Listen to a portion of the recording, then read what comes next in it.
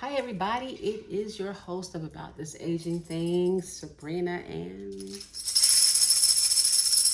You know who it is. Mistress Angela is here. The one and only. What capacity are you in today? What capacity here? Are you as Mistress Angela, the sex expert, or are you here as a host, co-host? What are we doing today? I am all things. I am always Mistress Angela, regardless of how I show up. So I'm here for all of it. Okay. But I would try to not always just talk about sex. But I mean, you know. I eat a piece of popcorn. I have seen you do some really creative things as far as bringing it back to sex. I don't know whatever you're talking about. I have a skill set. Yes, you do. That is needed. It is. It's much needed. It is. And some people need to, I think more people recognize that they need those kind of services. Absolutely. Absolutely. We all have a little happier life. Y'all hear that? Ooh, it's thunder. You know what I need to be doing? What? Taking a nap. Hold on. But that's not going to happen. Because we're here. Why? Because this is what we do. Yes. And we love you. And today we're going to be talking about when to let it go. Ooh. Girl, let me take a sip. Why are we talking about this, you ask? We're not drinking. So I'm drinking out my my amazing Prince. I got an attitude. She asked me, what we drink? I was like, I don't care. So whatever's in your cup. Whatever's in my cup. I know. Next time. So we're talking about when to let it go. And the reason this came to my brain is because I have friends and people who are not friends, co-workers, just people around me that we talking, we're always talking. And I noticed like some people are talking about stuff. And I'll give you a prime example. Someone was telling me a story the other day. And I was like, oh, wow. I thought it was like now. It happened like 4 years ago. Oh, wow. That's what I said. And she was still like riled up about it. And I can't believe he did blank and blank. And I was like, wow. And then you got to be careful because you don't know where people are. You can't tell people when to let it go. Just like you can't tell people when to stop grieving or tell people Facts. How they should be feeling, right? Facts. But at some point, there are some things that are holding us back that we can't fathom letting it go. Yes, it could be anything. And it happens a lot in relationships. Like when relationships break up, or even when they stay together, right? Do you let the relationship go? What do you do? So work, a lot of different things. So that's a huge topic to discuss. I think I was talking to someone the other day and they said that they were dating someone for like 40 years. And I was like, okay, so when do you let it go? Do you let it go or do you? Why you gotta let it go? Right. Maybe you like dating. Facts. Maybe you don't want to go any further. Facts. Is that what you were saying? Like, a lot of people would say 40 years. You're dating for 40 years. Like, what are you doing? Right. But then if it's just a companionship, then that works for them, right? So, but other people would say let that go, right? Yes. And at first I was a little shocked, right? Because I was like 40 years, Jesus. That's a lot. They That's win. a lot. They win. They win. Top that. But friendships, right? I was actually in a meeting on Saturday with a group of women. And one of the ladies had a friendship that kind of wasn't the same friendship. It wasn't feeding both of them, right? And she said, I've been knowing them since I was a kid. Do I let the friendship go or do I keep the friendship? So great conversation. I'm like, if it's not feeding you and it's hurting you, then you should let that go, regardless of the length of time. And a lot of times we think time should make the difference in keeping things, but sometimes you got to let that stuff go. That's a really great example. I had a friendship that I knew it had ran its course, and we had been friends for probably 12, 14 years. And I remember the last time we were hanging out, and I remember thinking, that's not it anymore. And sometimes it's because we've outgrown each other. Sometimes we're growing in different directions. I know that sounds so cliche, but it's true. And when you walk away exhausted because they're like dumping all the time, and you can't get a word in or a thought in for that matter, it's a hard realization to have to say, man, we ain't gonna be friends no more. Right. Like I knew it that day. It took more time to unpack it, but I knew it that day that our friendship was not going to be what it used to be. Now, somebody called me Mm-hmm. and said, hey, so-and-so really needs help, blah, blah, blah, blah, blah. And I was like, I'm so sorry, but we're not friends like that anymore. Mm-hmm. You got to call somebody else. Mm-hmm. That was hard for me to say. Mm-hmm. However, if she were in the hospital, something really tragic happened, I would be there because that's my nature. Because I'd be there for a stranger. Right. If a stranger needed help and I'm looking right at them, I'm not going to not help them because I don't know them. Mm-hmm. It's like I'm not going to not help an older friend and we had some really great times. Mm-hmm. And I feel like we hit the wall. Mm-hmm. And it was really hard for me to say that out loud. Mm-hmm. Like, we don't kick it like that anymore. Call somebody else. You know, the friendships change, right? Absolutely. Like, I've dated people, and when you're single, this is a great thing, is that when you're single, sometimes you date, and you date for a long period of time, but like you said, you knew that day is not going to work anymore, right? Mm-hmm. And the friendships change. I'm still cool, but we're not the same, right? Mm-hmm. Am I going to jump up in the middle of the night and run out? No. Right. You know, if something happened to somebody in their family, will I be there? Absolutely. Mm-hmm. If it's an event and I'm like, oh, I haven't seen him in a long time, I would love to catch up with him, then that's cool, right? But we're not going to be together every day, you know, chatting it up on the phone for hours. I mean, I don't chat on the phone for hours now, right? But sometimes it may not be letting the old idea go and what is the new reality, right? So sometimes it goes that way as well. I'm going to share this too. Okay. And I'm sorry I'm eating because she didn't feed me. Okay. I never feed her. I'm not really sure what she's talking about. She's eating because she's a tourist, and that's what they do. I grazed. Tourists eat. So a week ago, so I've been building a new friendship. Mm-hmm. And a week ago, I was in the car, and I heard this song come on, and it just had me welling up in the car. Mm. And I was like, what is wrong with you? Like, where does this come from? First of all, I know you guys don't know this, but I'm not a crier. Like, I'm not a crier. I'm not controlled. I just, like, I cry like, well, maybe I am because I'm not controlling, but I am controlled of myself. And so I will cry like, okay, I'm good. And so anyway, I was crying in the car, and I just became like really crying. And I was like, why are you crying? And I realized there was something I had to let go in order to be able to allow this new friendship to blossom and grow. Because what I wasn't letting go, unbeknownst to me, it was holding me back because until that very moment. I understand. And I can't remember what the song was. It was the words. And I was like, oh my God, that's me. And so that very moment, I didn't realize that I couldn't give this person 100% until I let this old relationship go. Right. Because it was holding me back. Right. I can understand that. Thank you for sharing that you actually cried. Capricorn. Yeah, well. It was a brief fleeting moment.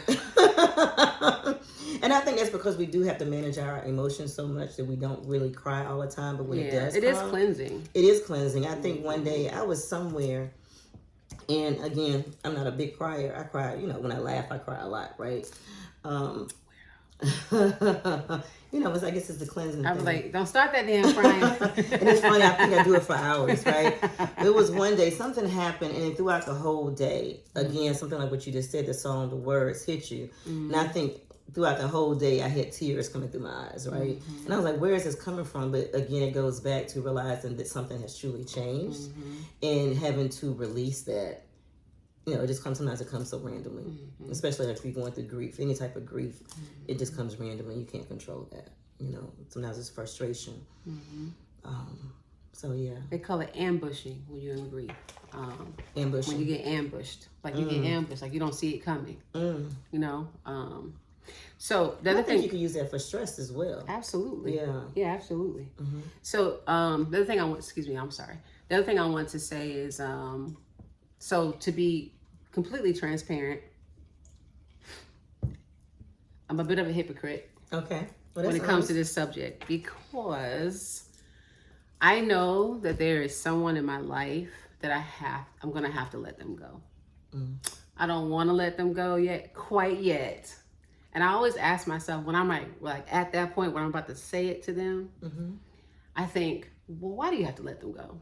like, who made these rules? Because then there's some societal things going on. Absolutely. In your brain. Absolutely. They're so subliminal. They're subliminal because they're put upon us all the time with TV, billboards on the highway, whatever, right? Movies, right, movies, right. Friends just talking, judgments being made. So when I think that I should let this person go, then I'm like, but why? Why? And I can never really come up with 100% of the reason why. Wow. Yeah, so I'm there now. I'm at the I gotta make a decision. That crossroads. Now, one of the reasons why is if I maintain this relationship with this person, it might hurt another person. I understand that. So I don't want to hurt anybody, but also, and I want to. I also sometimes I think that maintaining this relationship with this person is almost a disrespect to myself because they don't really give 100% of themselves. I know. Go ahead. I'm silent. Mistress I'm Angela. silent.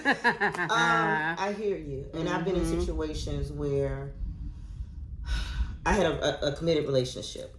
I was in an open relationship and we had been dating for a long time. And there was a lot of different situations that kept coming up. And it wasn't feeding me all the time. But there was something about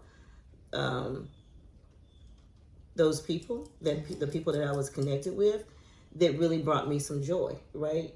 But the strain was that we wanted two different things. So I don't know what the situation is with your particular relationship, but they were trying to push me into a place of a serious relationship, like almost like an engagement type of thing, right? And that's not what I wanted. I wanted the relationship, but I didn't want to go into, household stuff and doing all that type of things, right? So, but it kept coming into a huge fight all the time, and I just had to fade back. Like, we had a conversation, and sometimes those conversations can get tricky because everybody's trying to prove their point or they want you to stay. And sometimes we are hesitant about having those conversations because they can really convince us to stay. Right. They know what to say too. Absolutely, because you've been around them for a while, right? And you have to really sit down with yourself and decide. And I do this. I'm old school. I like to put pen to paper and say what's the benefits and what's the drawbacks, right? Right, I do that. And you Pros can and have cons, right. you can have a whole lot of benefits, but if that one drawback is so huge, it can outweigh all those positives. So you really have to sit down and think, like, what is their purpose in my life?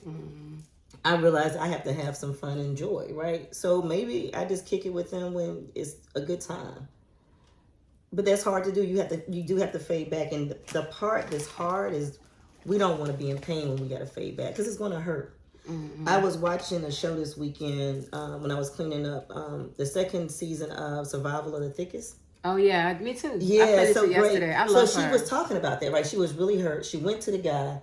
And some guy, he was in Italy or whatever, but he's so fine. Her ex proposed to her or whatever. And the brand new and the old. Yes, go ahead. yes. So making me think about that, right? That. And she went and she was like really apologetic. He was honest and said, "I don't know if I can trust you," and that hurt, right? Because they were trying to do their thing, and then at the end, he came back and was like, I really need you in my life, right? And they really had to work through that conversation. Do they know if it's going to work out? No, but they're being honest and transparent. And I'm glad they left it open. They did. They did, because life is open. You just don't know where things are going to go. And I think the biggest drawback in relationships, friendships or intimate relationships, is that we have a hard time being honest. With ourselves. Right, with ourselves, and not making it about the other person. It's really about where you are. Right. So if you can sit down and have a conversation with your person and say, hey, I need to fade back because I got other things or other things I want to pursue, and we want different things, if that's the case, we might need to fade back a little bit. I still care about you and I love you, but I got to focus on this for my health and my well-being and my growth. Because real talk, we're, in the older season of our lives, and, society says, the studies show that we probably got a good 20 years if we're good, right? If you're 55, I'm going to be 55 this year, so they say 75 is about a good age for a black woman, or maybe a little bit younger. Give me a good age for a black woman. I mean, our lifespan goes to about 75. Oh, and then you dead. Yeah. Dead? Oh, okay. In theory, right? But we know we can die anytime before then, right? But if you put that in perspective, Sorry. If you put it in perspective, that I got a good 20 as my comedian, my boo says, a good 20 summers left. You don't want to waste that time being in turmoil about situations. You need to make a decision and move forward and just trust your gut. You know, even if it's just a conversation and y'all don't change anything, but an honest conversation is what you have to do. And then you guys kind of agree together, like, hey, let's pause. Maybe they want kids and you don't. I'm not having kids, right? But some men at our age still want, I'm assuming as a man, chasing it, girl. They still want to be 80 with a high school senior. But right, and that's their choice. That's right? their choice. That's their choice. Do your thing, and there are a lot of women out there that want to have a child, and you know they need to connect. I don't want to block you from your blessings if that's what you really want. Cool. Do your thing, yes. So we both need to be honest with ourselves and say what we really want. In marriages, I see that a lot with couples that they're so intent on because they've been together for 20 years, and that's a beautiful, beautiful thing. But they don't talk. They fight all the time. It's everybody's fault. You know, they fight below the belt. And they're like, well, I don't want to leave because I got 20 years in. Well, you guys need to get some therapy or talk or figure out how you guys can have your new norm. Yeah. So that show this weekend was really great because she touched on a lot of different topics. But the relationship piece was like, wow, what decision do you make? Yeah. So I want to speak on two things. Okay. So I was taking notes because I don't want to interrupt because I get excited. You get excited, girl. I get excited too. In that episode, you're talking about, and this is not a spoiler at all. She broke her phone. I won't tell you why because that would be a spoiler. And her fiance and she went to the repair store. And he clearly said, now they had just got back together after he cheated on her, blah, blah, blah. And he clearly said to the person behind the counter, she wants to get this fixed. Because the person said, do you want a new phone or do you want to get it repaired? And he spoke for her and said, she wants to get this fixed. And then it was like an epiphany for her. She thought about it because she had just left the fine Italian guy, Luca. Anyway, I'm sorry. And she said, she thought about it. And she was like, the metaphor was that he was the old phone, the fiance she was with, that he was that she was trying to fix. And that Luca was the new phone that she probably needed to do. Like, leave that old phone alone and get your new phone. That was the metaphor in that scene. Right.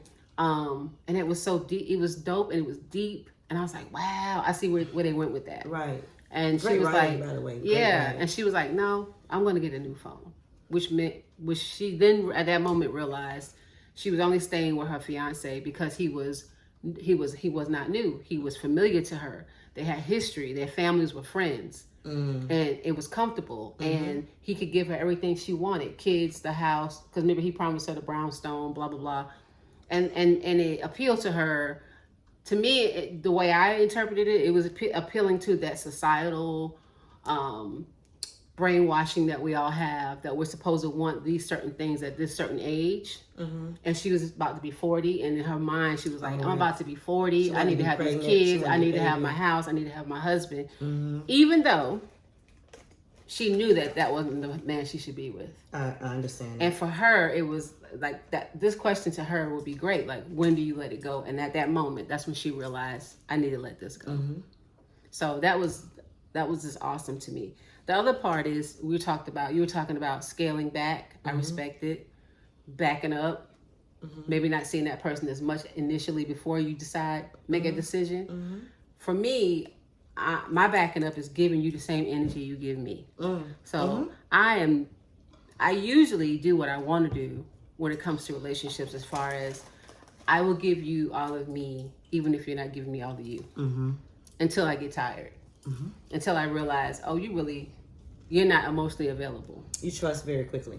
I don't. You don't? You know, Capricorns don't. We're suspicious of everything and everybody forever. So how do you give all of you in that process? Because I've known him forever. I got you. Okay. Yeah, I've known him for more than 30 years. Okay. And so once we reconnected, life disconnected us. I went on about my business, he went about his. And then we reconnected. Life happens. Like 8 years ago. Right. Right. And so I realized, though, that he's never going to be able to give me what I need. I'll say it that way. he gave you what you needed for that time space. Right, and at that time, that's all I wanted. And now that I need a little bit more, I know he won't be able to do it. Right. And that's okay. Exactly. It's okay, because what I'm not going to do is try to make you try to repair that phone. Absolutely. You know what I'm saying? So you already made your decision.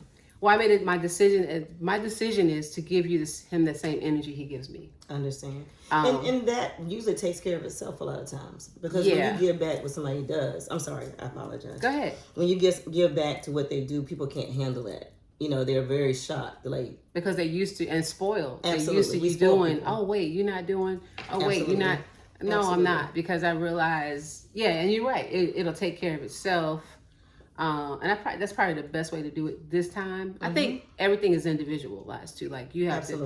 It depends on who it is, how you handle. And if they really want you in their life, they'll come for you. Yeah. Right. And if you don't come for me, that's cool. Exactly. If I see you in the street, or I see you at an event, cool. I can love you and be cool with you, and kick it or whatever. But I'm not reaching out like that anymore because or doing the special things that I've been doing. Right.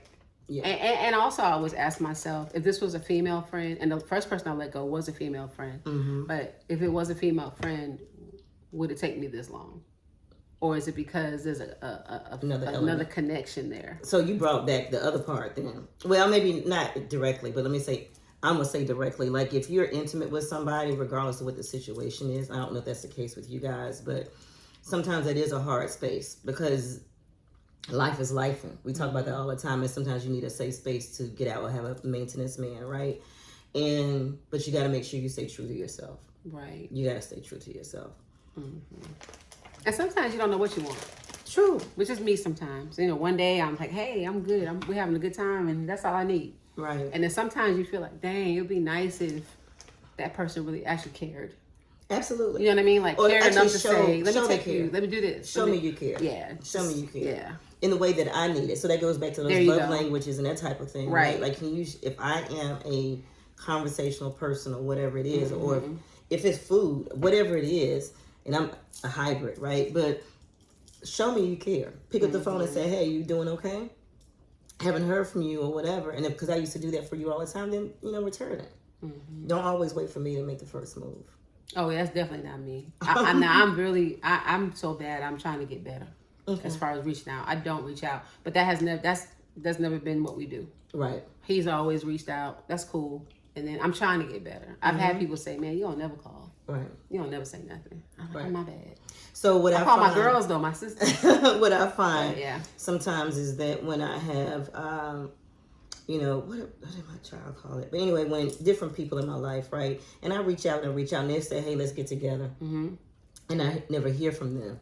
I'm like, and they text me 6 months later, hey, I never heard from you. I'm like, I gave you the information and you never responded. Right. I called you and I text. Right, and you don't respond. So what else am I supposed to do with that? I'm gonna keep it pushing. Right. So when you see me off in, Miami or Vegas or wherever I am for whatever I'm doing, don't get stressed because you had that opportunity. Right, and I let that go. Right. Let that go. Wow. How do you let go when it's a work thing? Or how do you decide that? Yeah, that's a hard one. It was hard for me to leave my job of 13 years. For me, for that situation, I left only because it was just hard for me to be there after my husband died, who worked there as well. And I had to see, people always kept looking at me like, Right. And so I stayed a year because I needed that support and I knew I would get it there. And then I left. And the kids are the ones who helped me leave. They were the ones who said, it's okay to go. And I felt like God was using them because they didn't know what I was thinking. Right. They would just come to my office and say, you okay? It's okay for you to go. I didn't even know what I was going to do when I left because I was there 13 years. I think for that situation, I just let God move me. Like, I didn't know what to do. I knew I was going to do it. I just didn't know when I was going to do it. And sure enough, like, God showed me, like, this is what you could do. One night, y'all took me out and I saw... And I was like, that's what I'm going to do. I remember that. Yeah. I remember that. And you bring up a good statement just in conversation is that I pray and meditate a lot. I meditate a lot, right? I say meditate versus prayer because in meditation I'm usually quiet. In prayer, usually you're speaking. And a lot of times in meditation, you need to be still so you can hear what God has to say to you, right? So I think in any situation that if you're trying to decide if you're going to let it go or hold on to it, you need to pray or meditate, whatever your practice is, and really hear. Because sometimes we hear the message, we just don't want to do the message that we get. But God will show you signs that it's time to make a change. Especially if you ask for it. Absolutely. And I think a lot of times we're scared to ask. Show me, because we don't really want to do it. Facts. So I'm like, show me what to do. Facts. And then I just, and help me see it. Right. I had to let go that I didn't want to be in a house. I didn't want the responsibility of staying in a single family home because I'm a single mom with 2 kids and my life is very busy. I didn't want the upkeep process of it. But then when I moved into a house, I was like, okay, this is cool.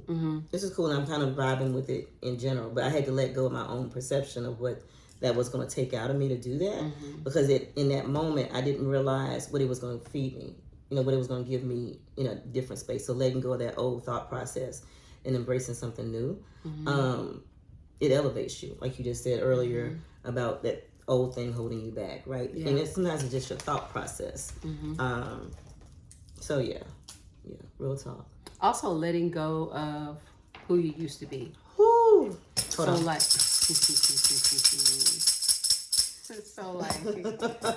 like, after my husband died, I felt like he had taken me with him. And for years, I could not shake that feeling, and I didn't know who I was.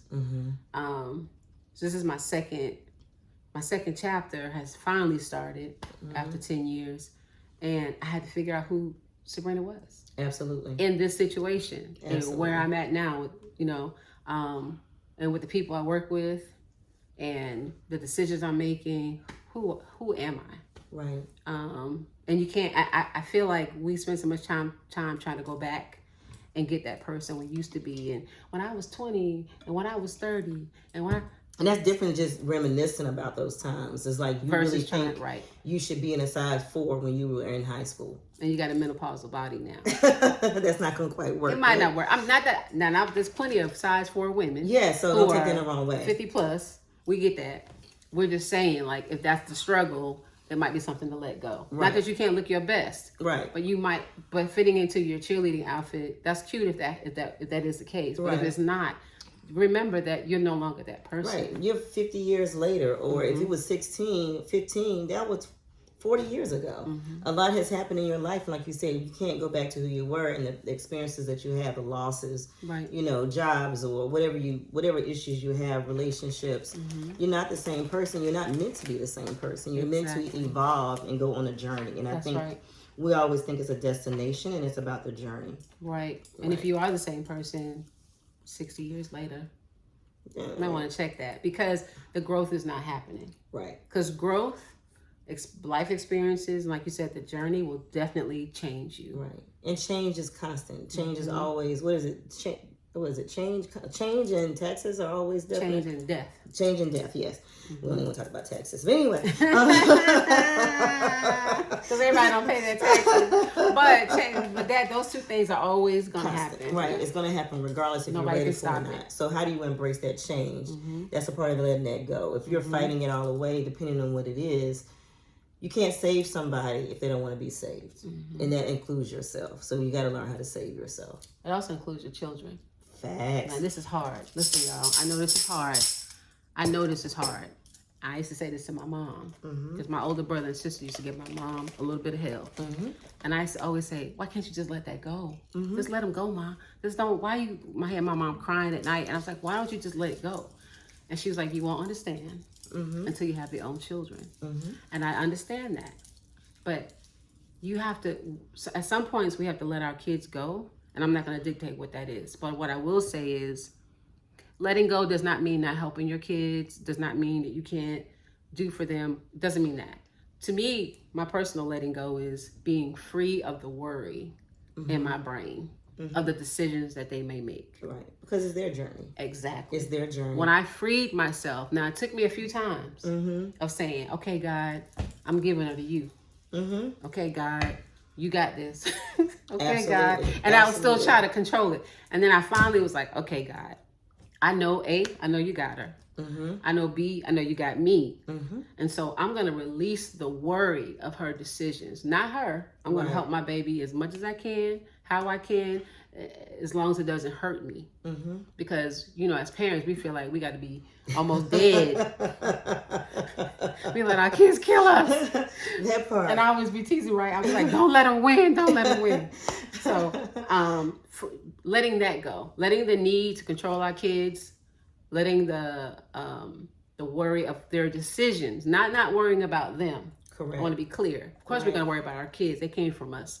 We're going to worry about them every time they walk out the door, every time they go on a trip, whatever. Right.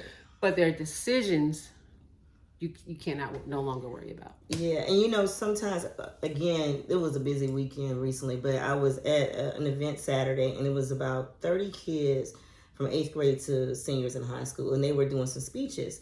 And this one young lady did a speech about helicopter parents, right? And teachers that are always feeding them. And we all think that we need to feed them 24/7. But then the flip conversation she had was that you feed us so much that we don't learn how to be independent. But then when it's time for us to be independent, or for them to be independent, they can't be, and we're mad at them because they can't be independent. But that's because we are suffocating them in their decisions, right?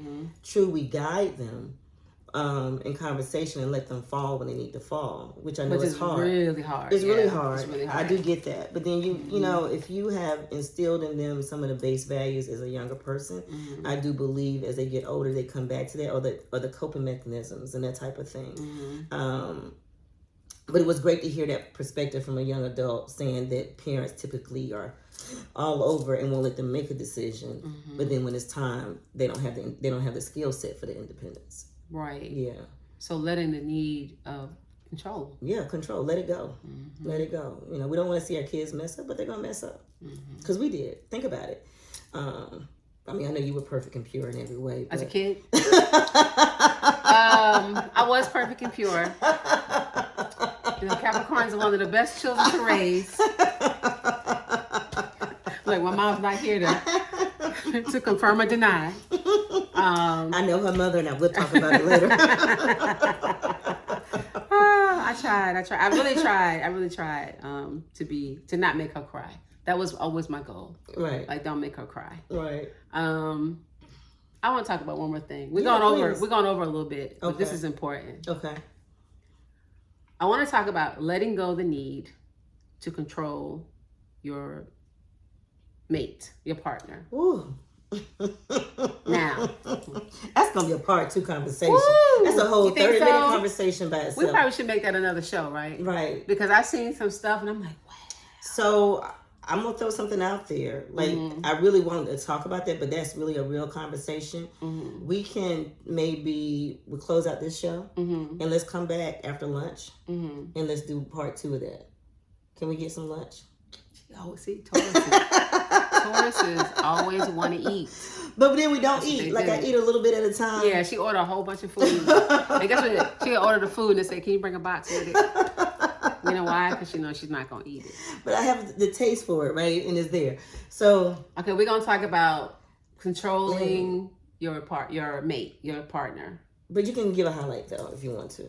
I just think that's going to be a whole because conversation. it's going to be a whole nother conversation. Yeah. It is going to be another conversation. Because I was going to say we need to let go the need to control those people in our lives. But it's the I've how seen to. some scary some conversations stuff about how to, especially this age in menopause.